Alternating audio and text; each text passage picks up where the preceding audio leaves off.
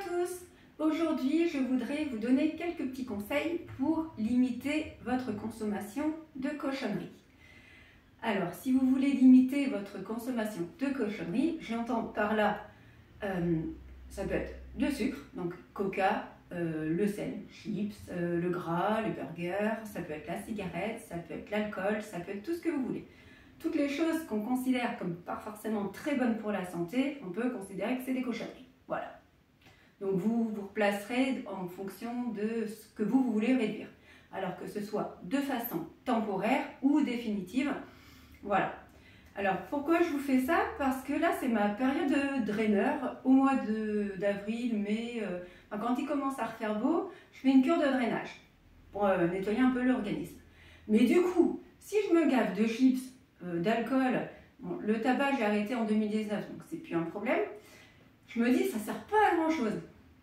Et du coup, je voulais vous partager ma technique pour justement pendant ces 3 semaines-là, et voire même des fois au-delà, limiter ma consommation de cochonneries. Voilà, donc la première étape, ça va être de fixer une date.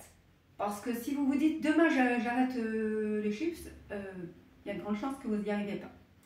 Donc fixez une date qui se trouve entre 1 et 2 semaines après votre décision. Voilà. Préparez-vous. Donc pourquoi vous préparez? Parce que si vous fumez, si vous buvez un peu d'alcool, si vous mangez des chips ou autre, à un moment c'est que ça vous a apporté quelque chose. Donc le fait de le diminuer, voire même de l'enlever complètement, votre corps et votre esprit va dire ouais mais non parce que moi j'en ai besoin de ça. Et là tu es en train de me dire que je vais devoir m'en priver. Bah non, justement. L'idée de se préparer, c'est de se dire on ne va pas se priver, on va gagner quelque chose. Donc il faudra faire la liste de tous les bénéfices que vous pourrez avoir. Voilà. Parce que l'idée c'est de vous concentrer pendant 1 semaine ou 2 semaines en fonction de la date que vous avez préparée.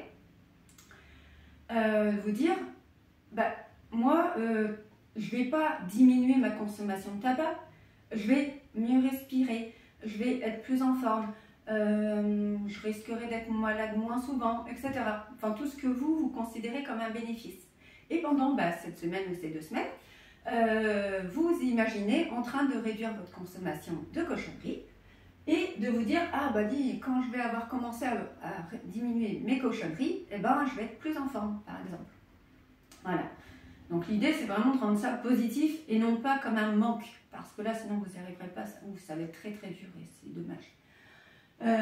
Troisième, on passe à l'action.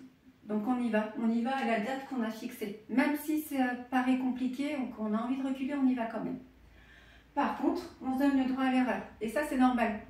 Votre cerveau et votre système nerveux, au début, quand vous allez passer à l'action, ils vont dire oh là là là, ouais, mais bon, si jamais j'ai besoin d'une cigarette en plus, ou si j'ai besoin de mon verre de vin quand je rentre à la maison, comment je fais? Vous autorisez une erreur.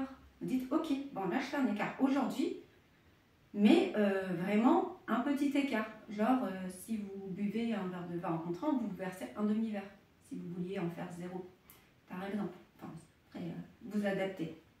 Voilà.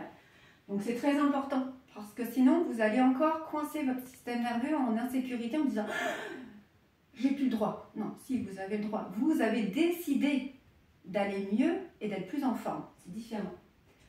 Ensuite, tenez bon, parce qu'il faut au moins 3 semaines pour avoir une nouvelle habitude. Et là, l'idée, c'est d'avoir une nouvelle habitude, plus saine. Donc, c'est pas grave si vous faites un peu d'écart pendant ces 3 semaines, c'est rien. Mais l'idée, c'est de tenir au moins 3 semaines. Et après, vous verrez. Soit vous reprenez vos habitudes si vous estimez que voilà, vous avez fait une petite cure d'allègement et ensuite, ok, on repart. Soit vous dites, j'ai diminué mes cochonneries, je me sens carrément bien et je vais continuer. Mais il faut au moins tenir 3 semaines, d'accord? Ensuite, dernière étape, félicitez-vous. Parce que même si ça vous a semblé peut-être facile parce que vous étiez bien préparé et vous avez bien tout suivi, ça n'en est pas moins un gros effort. Voilà, parce que vous avez fait toutes ces étapes.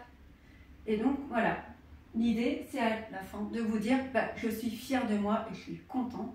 Et j'ai réussi le challenge que je m'étais donné. Voilà. Donc soyez fiers de vous. Et moi je vous dis à bientôt.